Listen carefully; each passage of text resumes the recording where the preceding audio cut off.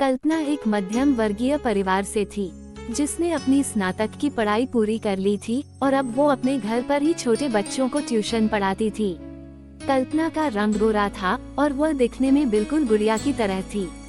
कल्पना के माता पिता उसकी शादी के लिए एक अच्छे लड़के की तलाश कर रहे थे। तभी कल्पना के मामा एक लड़के के बारे में बताते हैं। वो कहते हैं कि लड़का का नाम राहुल है, वह किसी कंपनी में मैनेजर के पद पर है और महीने के 70,000 कमाता है। कल्पना के माता पिता ने लड़के की फोटो देखी तो उन्हें लड़का पसंद आ गया। जब कल्पना की मां ने कल्पना को लड़के की तस्वीर दिखाई तो कल्पना ने कहा, जब आप दोनों को लड़का पसंद है तो मुझे भी पसंद है। अब लड़का और लड़की वालों के परिवार ने मिलकर शादी की तारीख तय कर दी। कल्पना के माता पिता बहुत खुश थे कि उनकी बेटी की शादी एक अच्छे घर में हो रही है। पूरे धूमधाम से कल्पना की शादी हो गई।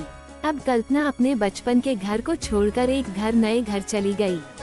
कुछ दिन तो कल्पना को अपने माता पिता और अपने घर की बहुत याद आई। कल्पना की शादी के अब महीने बीत गए थे। अब उसके पति राहुल पहले जैसा व्यवहार कल्पना के साथ करता था। कल्पना से वो चिड़ा सा रहता था। राहुल अब न पहले जैसा कल्पना को प्यार करता और न ही उसकी बातों को मानता। कल्पना को समझ नहीं आ रहा था कि वो क्या करे। वो बस रोकर अपने दर्द को कम करने की कोशिश करती।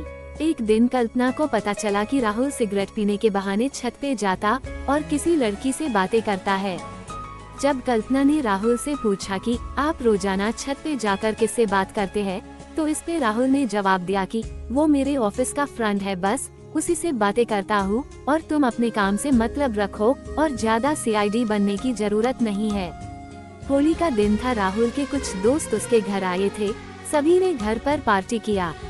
उस दिन राहुल का एक दोस्त थोड़ा ज्यादा ड्रिंक कर लिया था और उसने नशे में कल्पना के सामने जाकर कहा, भाभी आप इतनी प्यारी और मासूम हो, फिर भी राहुल भाई दिन भर उस घमंडी नेहा से बातें करते रहते हैं। लगता है कि आप राहुल भाई का सही से ख्याल नहीं रखते। ये सुनकर कल्पना का शक अब हकीकत बन चुका था।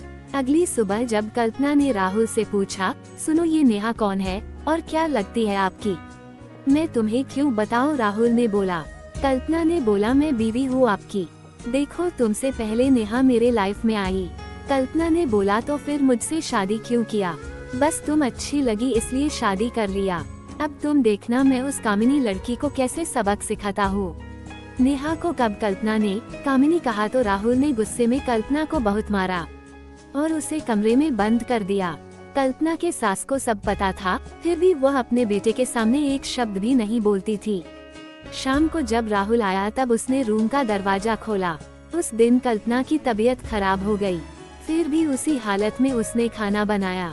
कल्पना ये सारी बातें अपनी माँ को बताना चाहती थी, लेकिन चाहकर भी वह नहीं बता पा रही थी, क्योंकि वह जानती था कि अगर उसके माता पिता को ये सब पता चलेगा तो वह परेशान हो जाएंगे।